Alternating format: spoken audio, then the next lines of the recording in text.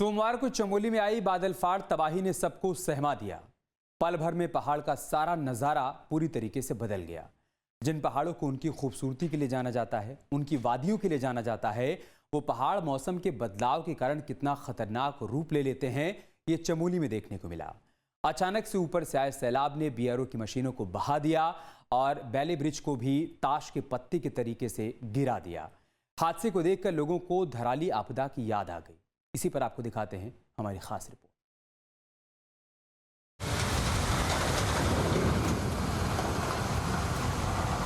सोमवार को उत्तराखंड के चमोली में सब कुछ सामान्य सा था।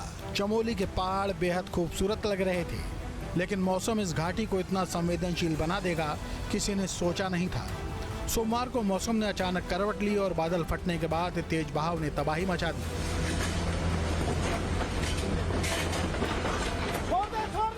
ज्योतिर्मठ मलारी मोटर मार्ग पर तमक नाले में जलस्तर बढ़ने के कारण देखते ही देखते नाला उफान पर आ गया और पानी के साथ साथ आया मलबा अपने रास्ते में आने वाली चीजों को बहाता चला गया, जिसमें नया बना बेली ब्रिज भी ताश के पत्तों की तरह बह गया।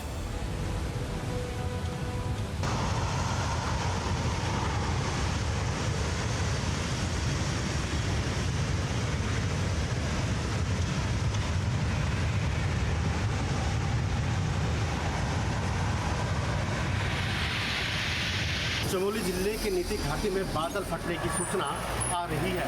यहाँ बताया जा रहा है कि तमक नामक स्थान पर 3 बार बादल फटने की वजह से अचानक तमक नाले का जलस्तर बढ़ गया और नीति घाटी को जोड़ने वाले वैली ब्रिज इस पूरे बहाव में बह गया।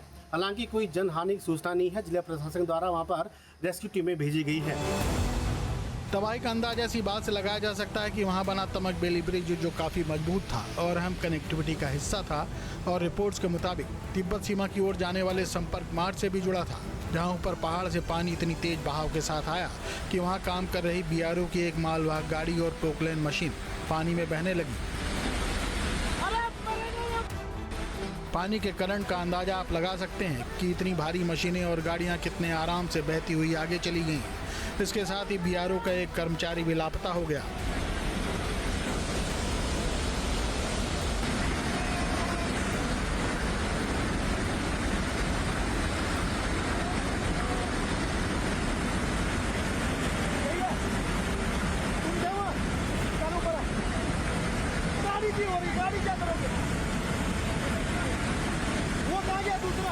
सर्वप्रथम लगभग ये 3 बजे कुछ मिनट पर पहले जो हल्का सा जो ऊपर से उफानी पत्थरों के साथ जब बोल्डर आए थे, पहले संकेतिक पहला आ चुका था।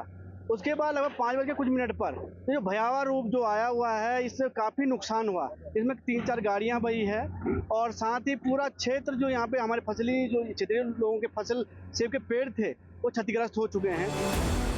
तस्वीरों में साफ देखा जा सकता है कि बादल फटने के बाद किस तरह भारी मात्रा में मलबा और पानी बहकर आया है। तेज बहाव की चपेट में आने से क्षेत्र में काफी नुकसान हुआ।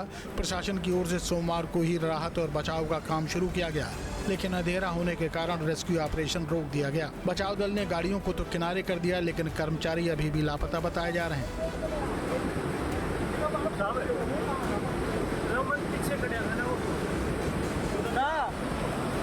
वहीं मंगलवार की सुबह मौसम और परिस्थितियों को देखते हुए एक बार फिर अभियान शुरू कर दिया गया। रेस्क्यू टीमें प्रभावित क्षेत्र में मलबे और नदी नालों के आसपास लगातार सर्च ऑपरेशन चला रही हैं। आज भी हमारे एलजीएम जोशीमठ और सीओ चमोली उस क्षेत्र में गए हुए हैं। सुराई टोटा से आगे कल ही हम लोगों ने आवागमन को बंद करवा दिया था, क्योंकि ये हमारे बॉर्डर की ओर जाने वाला नेशनल हाईवे है, इसलिए सामरिक दृष्टि से भी इसका बड़ा महत्व है और सेना के वरिष्ठ अधिकारियों से भी हम लोग संपर्क में हैं इस संबंध में। इस आपदा के कारण नीति घाटी के नीत, गमशाली, मलारी, कोसा, झेलम सहित करीब 13 गांवों का संपर्क मुख्यालय से कट चुका है। प्रशासन की ओर से इन गांवों पर आवाजाही बहाल करने के लिए वैकल्पिक मार्ग तैयार करने का काम किया जा रहा है। मंगलवार सुबह से एनडीआरएफ, एसडीआरएफ, आईटीबीपी और बीआरओ की टीमें रेस्क्यू में जुटी हैं। बीआरओ के ओसी के वाहन चालक को खोजा जा रहा है। नाले के दूसरी ओर फंसे लोगों को सुरक्षित निकालने के लिए आईटीबीपी के जवान भी रेस्क्यू अभियान चला रहे हैं। तो मेरी उम्मीद है कि अगर पानी कम हो जाए तो आज शाम तक या कल तक उसको खोलने का कहा है बीआरओ ने, और उस पर प्रयास कर रहे हैं कि जैसे ही पानी कम हो वहाँ की मटेरियल पहुँच चुका है BRO का, उनके स्टाफ वहाँ लगे हुए हैं, रेवेन्यू की टीम लगी है, राजस्व विभाग की टीम लगी हुई है मेरी वहाँ पर। तो बाकी उस साइड में जो है मैं मालूम किया था कि तो 15-16 गाँव में पड़ते हैं सब छोटे बड़े लेकर के वहाँ पे, तो पर्याप्त मात्रा में खाद्य सामग्री और सामग्री वहाँ पे है, कोई दिक्कत नहीं है। वहीं इस आपदा की मार स्थानीय काश्तकारों पर भी पड़ी है। नाले के तेज बहाव से सेब के बगीचों को भारी नुकसान पहुंचा है। सेब की खेती यहां के कई परिवारों की मुख्य आजीविका का साधन है। फसल बर्बाद होने से काश्तकारों के सामने अब रोजी रोटी का संकट खड़ा हो गया है। इससे पहले जो आपदा आई थी, लेकिन इतना ज़्यादा नुकसान नहीं था जो इस बार हुआ है।